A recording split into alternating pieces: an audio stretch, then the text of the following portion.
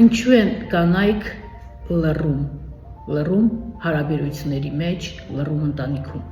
Երբ կինը լռում է հարաբերություններում,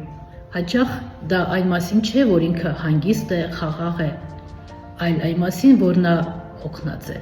Նա հոգնել է բացատրելուց, խոսելուց, վիճելուց։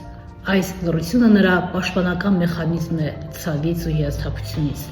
Եվ ամեն անգամ, երբ նա իր դեմքին դնում է լուռ, սառը, կեղծ, ժպիտ, նա ասես հաղորդագրություն է ուղարկում. ես դադարել եմ քեզ սպասելուց,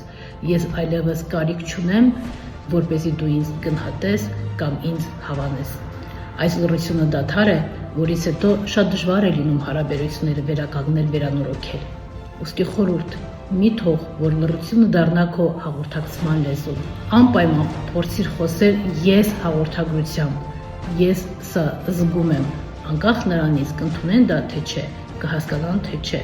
բայց լռությունը վտանգավոր է։